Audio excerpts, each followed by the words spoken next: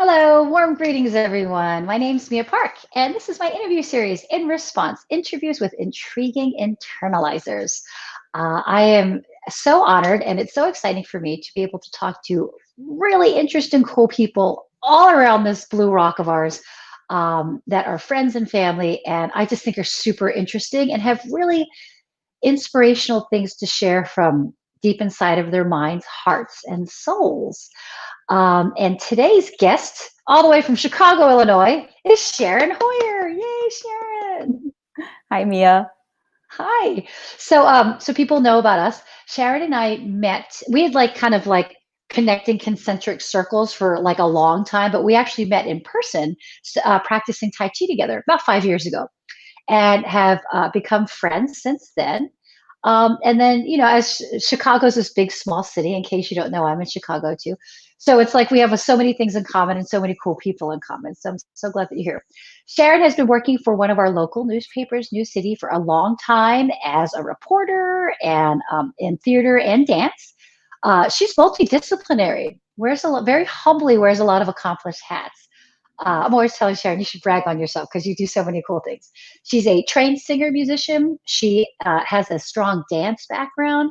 She also has her master's degree in literary studies. Again, she's got a journalist background. She's also run nonprofits. She's also an activist in like kind of food equality. She ran Dill Pickle Food Co-op in Chicago for a decade and just like bumped it up to 20,000 levels of better quality and like all the way around better at that. So, and now she has her own radio program. So lots of things to talk about. Hi, Sharon. Hi, Mia.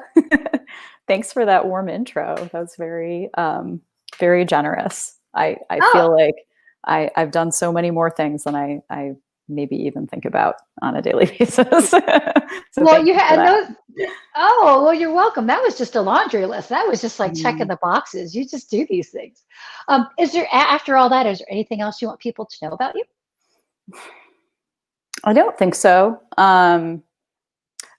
I guess I'll just bring up the domestic interests because they've been real sources for me during the pandemic and being at home for so many hours. I love to garden and I love to sew and knit and make things. So um, on the sort of the private sphere, I do a lot of that stuff too.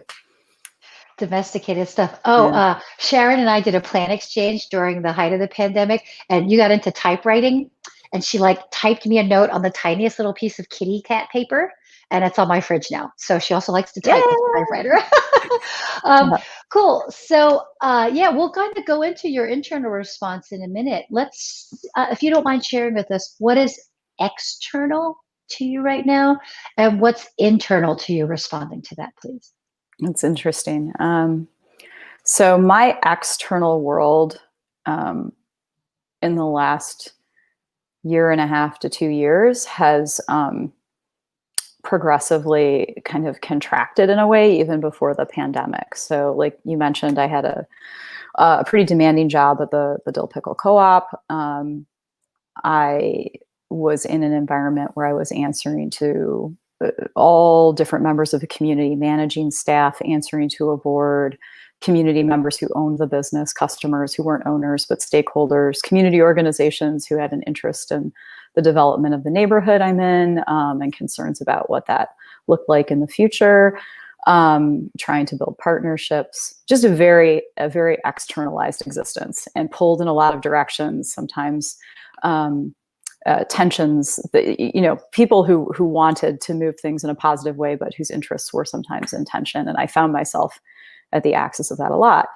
And then as I left that job, I moved into a different position, smaller organization, many fewer stakeholders, fewer daily interactions. And then I left that job, coincidentally, nothing to do with the pandemic, mid-March. So my last day at High Concept Labs was March 13th.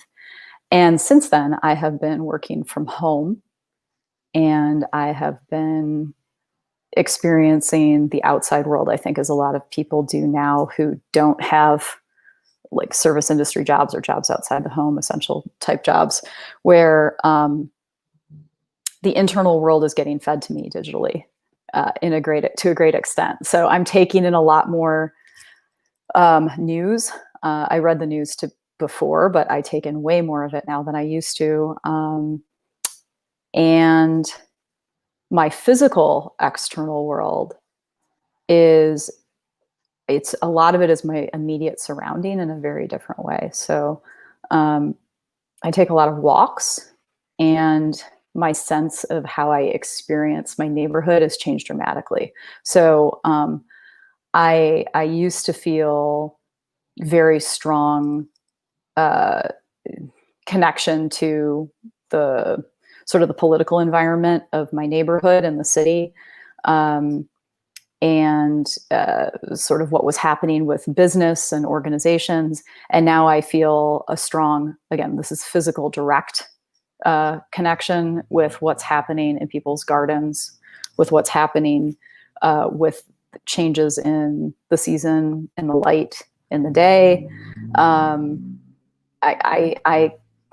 I know every block in a way that I never knew before. Like, I know which gardens, what's happening in them from week to week. I know what's happening in my own garden from morning to night in a way that I never did before. And then on the political side, I had this really strong connection to my immediate neighborhood for about 10 years. And now I feel a much stronger sort of interest and desire to engage more at the city level. So kind of on a broader, like going outside my neighborhood to find ways to connect. So yeah, the external world shifted for me really dramatically in just like a couple of years. It sounds like going on now and before. Yeah. That was so eloquently explained. Thank you. You said so many things that I bet everybody watching and listening could relate to. And just to put into context, it is September 29th, and we are 2020. We're still in the middle of pandemic. We have an important election happening here in America coming up. And of course, the civil rights struggle is real. So thank you for reflecting on all those things in that. So now that we know how you've shifted interacting with the external world, like what inside of you created that shift, or how else are you responding internally? That's the big question. I think that's the question I've been asking myself since these like major life changes took place, because it was a bit of a shock to the system. And before this, we were talking how you and I are kind of similar in terms of having lots of interests and wanting to engage in lots of ways and make things and be involved and filling up our time and our calendars. And that shift from a very busy, interconnected, socially facing life to a much more private and like homebound life, even again before quarantine, it kind of gave me a bit of a whiplash. And I have been trying to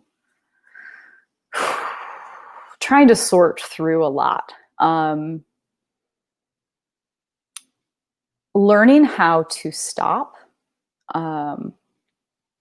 learning how to rest. These are not easy for me, and I don't think I'm alone in that.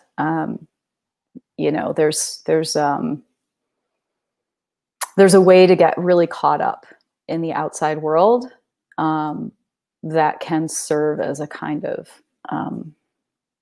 not just distraction, but almost addiction. A way to avoid sometimes asking some internal questions. And I'm a bit of an introvert, and I like solitary activities, but at the same time, I'm learning about the difference between, or I'm inquiring into it further, I guess, into the difference between doing something by myself and being with myself, and being able to be quiet, and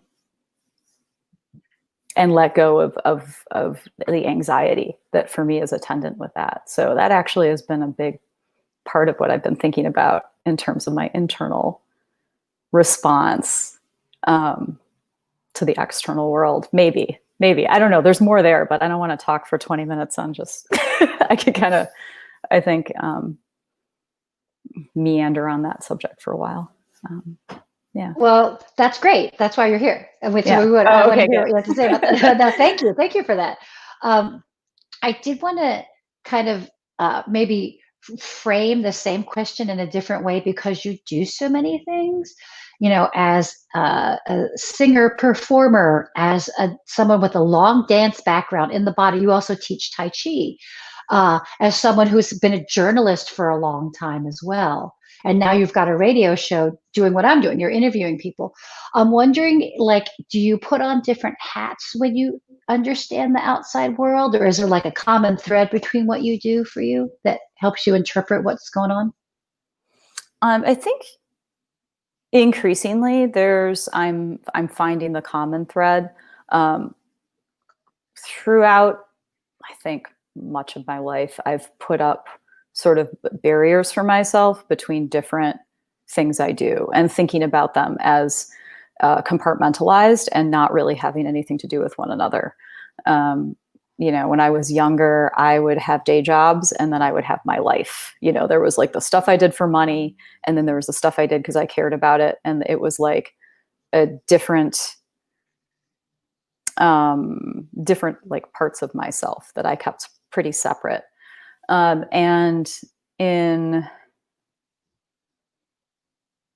as I grow and mature and try to think about how to integrate um, myself internally, I'm letting go of some of those barriers and finding um, the relationship and the interconnectivity of all of these things. And it's kind of an internal process, I think, um, to look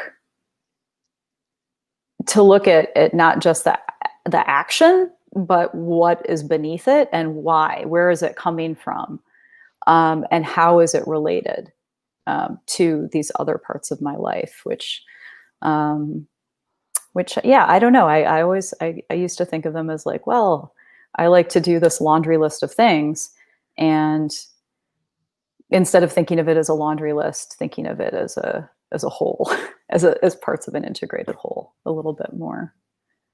I don't know. Does that answer your question? Oh yeah, that's great. And again, because we are similar, we're like interested, smart, active women. And like you said when we before the show, you're like somehow every minute of the day's full. Like I feel you. Mhm. I think that Mhm. there's a nice inspiration in there to want to do things. Like the world's a fascinating place, and you're Mhm. engaging with it in so many ways.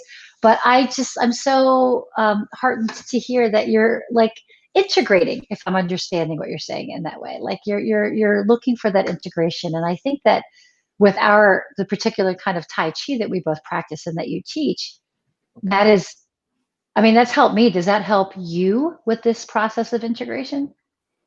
Yeah, it does, particularly in the meditation aspect. So, we have a practice that is structured in a very particular way that encourages a deeper and more refined level of internal awareness that you build on and develop over a lifetime. Um, and it always, each session, each practice finishes with meditation. And this particular type of meditation, I've never succeeded with meditation before this. I tried a little bit with some yoga practices and, a couple of other like sort of movement-based practices, but this meditation is really helpful. And I'm just always blown away. This is maybe a bit of a tangent, but I'm just blown away by how I feel like, at least for me, there's always this desire to do more or to put more onto something than it requires, and then to have to like pull back. So, how do I say this in a way that makes sense? So, like with meditation, it requires a tremendous amount of focus in a certain way, but then it also requires being able to remove all of these assumptions about what's supposed to happen, about bringing something in or doing something, as opposed to opening up uh, to the insights that it can reveal and it can bring you to over time. And it's completely related to what I was saying earlier about being still and quiet, and without anxiety, and, without putting upon the activity, some outcome, some like, I'm going to get this, I'm going to do this, and I'm going to get this out of it. And it's going to happen by this time. It's a different way of being, that I think is really helpful, especially right now, when anxieties, I think, are pretty high. Not just for me, but you can feel it. I think you can feel it out in the world quite a bit. So Yeah, it's totally yeah. palpable. So I wanted to thank you for that. And I wanted to talk a little bit about your interview show, because I love the premise of your interview show, that you have been interviewing really interesting people for Newcity Magazine for a long time. And now you're writing for Streetsblog Chicago, which we both contribute to. Mhm. And can you talk about your radio show and what your format is for that? And what do you want to get out of it? Oh, sure. So my radio show is called Means of Production. It runs on Lumpen Radio.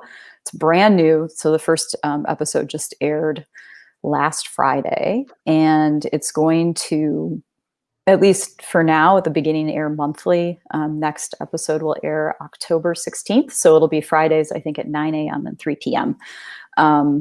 And it is, for the moment, focused on dancers and performance artists, the folks that I've been interviewing for 15 years for Newcity. There are so many extraordinary performing artists in Chicago. And over the years, talking to these folks, in so many cases, I'd sit down to write, I'd listen to the interview again, transcribe, what folks are saying, and find myself wishing that people could hear their voices, because so much is communicated through the voice that you can't pick up on the written page. And yeah, some of these folks just have a presence, an insight, a view of the world that is it's so encouraging, it's so inspiring, beautiful, generous. So what I hope to get out of it is just that people can hear these folks talk about their ideas, their work, how they develop it, what they're trying to do. It's pretty simple in its way. Oh, that's Yeah. great. Yeah. Yeah, I think you're one of those people too, which is why I have you on my Oh, show. shucks. Yeah, that's so nice of you. Oh, girl, you got a lot going on. I think that is wonderful. I also think that you are like a great vehicle to boost their voices, because you're also from that world. You have such a strong dance background, and you're a former dance teacher. Actually, I heard during the height of the pandemic, you were still teaching dance, like trying to figure out how to physically distance with people and still teach dance, right? Informally, I was doing a little Zoom solo tango practices with some friends who I know from the social dance world. So we had a little mini Sunday solo tango technique. It was fun. Oh, that's awesome. Again, Yeah. boosting out the signal and everything. That's Yeah. great. So do, do you have any advice for people being so multidisciplined, and noticing the shifts that you're experiencing in your outside world, and your integration? Like if Oh somebody man. wants to figure out how to do it themselves? Can you, if they're trying to figure out how to do, How to, like, say, integrate or understand their world in new ways? Maybe you oh can pick one of gosh, those. do I have advice? Yeah, I rarely feel like I'm in a position to offer advice on much of anything. I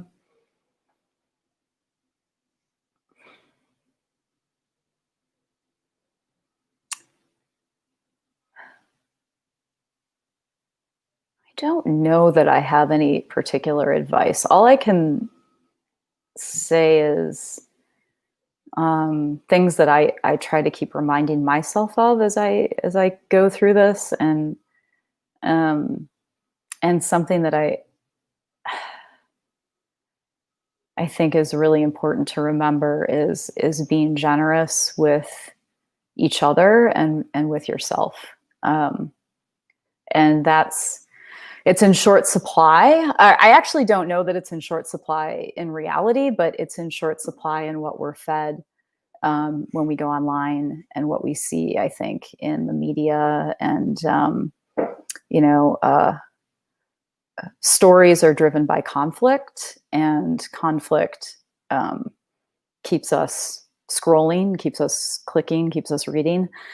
But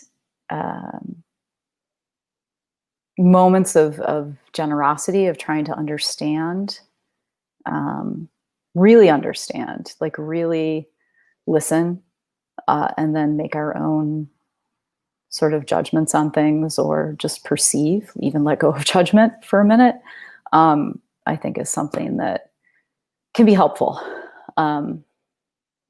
Yeah. I don't know if that's advice, but maybe just a little bit of a rah-rah for listening to our the more generous parts of ourselves. Oh, that's great advice. Thanks. I remember our teacher, Patrick Kelly, saying once, like, just get rid of negative thoughts. And then, my first response to that was like, that is so much easier said than done. And then Oh my God, yeah. but then my second response was like, oh, that's the point. Like, do the internal work so that there are no more negative thoughts. And then that generosity is heavily mixed into that whole process, I feel like.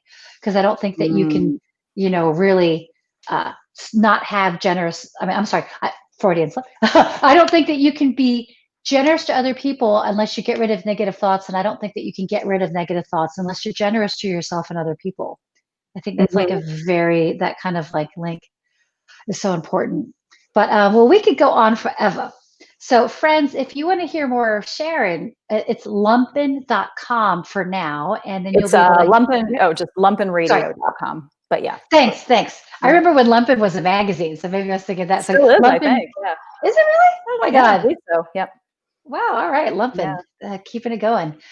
So that's lumpenradio.com. And then when you'll see some other links in the text above or below if you're watching this or if you're hearing this as a podcast about Sharon Hoyer.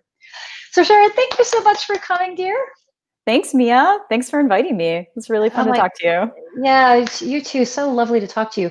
And friends, if you are interested in supporting this and my team, the page is patreon.com/MiaPark. You can contribute $1 a month, and that really helps us get these programs going and as podcasts. So thanks so much. And Sharon, take care. You too, Mia. Bye. Yeah, Thank bye. you.